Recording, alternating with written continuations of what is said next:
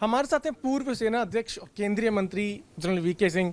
General साहब, हमने देखा जिस तरह से जो चाइना कर रहा है, तलखी तेवर में आप देख सकते हैं एलएसी की तरफ बढ़ना और वहाँ पे बंकर बनाना, अलग तरह की चीज़ें गतिविधि हम देख सकते हैं।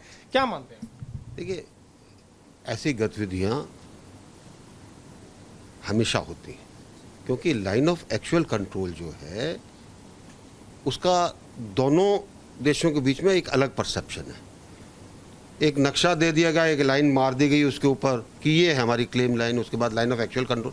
वो लाइन ऑफ एक्चुअल कंट्रोल दोनों मिलिट्री कमांडर साथ नहीं बैठे, ज़मीन के ऊपर निश्चित नहीं किया, तो इसलिए उसके अंदर, और इसीलिए हमेशा जब भी पेट्रोलिंग ज़्यादा होती है गर्मियों के मौसम में, तो आपने देखा होगा साल दर साल ये चीज़ आती है जी फलां जगह उनका पेट्रोल आया था, हमारा पेट्रोल भी आ गया, आमना सामना हो गया।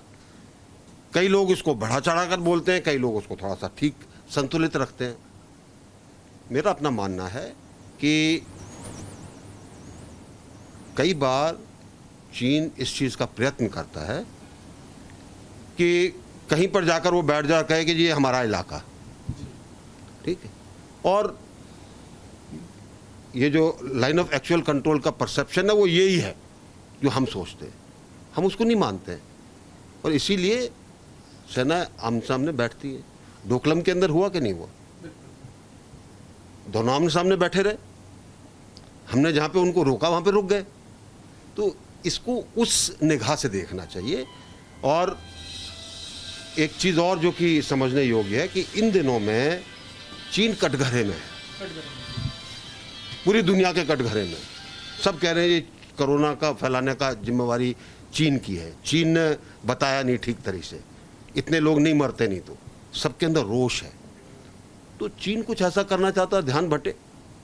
और हमेशा चीन की आप हिस्ट्री देख लीजिए, 1949 से लेके अब तक की, कुछ ना कुछ उसने हमेशा ध्यान बांटने के लिए लोगों का किया है। और इस ध्यान बांटने के अंदर एक चीज़ वो ज़रूर करता है, देश के ऊपर खतरा है, संप्रभुता के ऊपर खतरा है, उससे दो चीज़ें होती हैं, जो भी वो अंकुश लगाना चाहता है अपने लोगों पर वो लगा सकता है। दूसरा, लोगों के अंदर एक भावना भर जाती है प्रोपेगेंडा से, अरे देश देश देश, ठीक है, तो वो देश इकट्ठा हो जाता है। अब जबकि क्या कहते हैं सब बिखरा पड़ा है, तो वो ये कोशिश की। आप मानते हैं बौखलाहट है चाइना की कहीं ना कहीं, क्योंकि कटघरे में आपने खुद कहा कि कटघरे में इस वक्त खड़ा है चीन, और काफ़ी देश जो है वो सवाल करना चाहते हैं चीन से। देखिए, बौखलाहट तो आपको साफ नज़र आ रही है भाई। जब सब दुनिया के देश कहने लगे कि हम चीन के अंदर अपनी कंपनी नहीं लगाना चाहते, हम वहाँ से कुछ खरीदना नहीं चाहते, तो बौखलाहट तो होगी।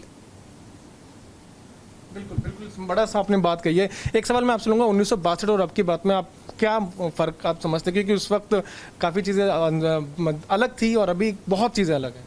1962 अलग था। जी जी। 1962 से पहले नेहरू जी का मानना था कि लड़ाई होगी नहीं कभी भी, आप 4 सफ़ेद कबूतर छोड़ दीजिए, सब कुछ शांति में हो जाएगा। और आपने चीज़ों को पढ़ने की कोशिश नहीं की। तो 1962 एक अलग माहौल था, अभी एक अलग माहौल है। अभी आपके पास एक ऐसा नेता है जिसने देश की छवि ऊंची की है, जिसने देश को मजबूत करने की कोशिश की है।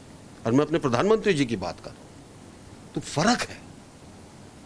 हमें 1962 की तरफ नहीं देखना है, ये 2020 है और 2020 का भारत अपने आप के अंदर सक्षम है। एक आखिरी प्रश्न मिलूंगा। चीन कहते हैं, वहाँ के राष्ट्रपति ये बोलते हैं कि तैयार रहिए, हमारी सेना भी इस वक्त तैयार है, भारत की सेना भी इस वक्त तैयार है। क्या मैसेज देना चाहते हैं? कोई मैसेज नहीं है। देखिए, वो जैसे मैंने आपको बताया, वो तैयार रहिए देश को इकट्ठा करने के लिए, उनको मौका मिल रहा है देश के ऊपर और अंकुश लगाएं। अगर काम कुछ छट रहा है क्योंकि कंपनियां क्लोज हो रही हैं, तो दिक्कत आएगी ना वहाँ पर। तो वो इन सब चीज़ों से ध्यान बांटने के लिए कह रहे हैं, नहीं जी सेना तैयार रहो, देश की संप्रभुता पर खतरा है, वो सब ये एक माहौल बनाने की तैयारी है।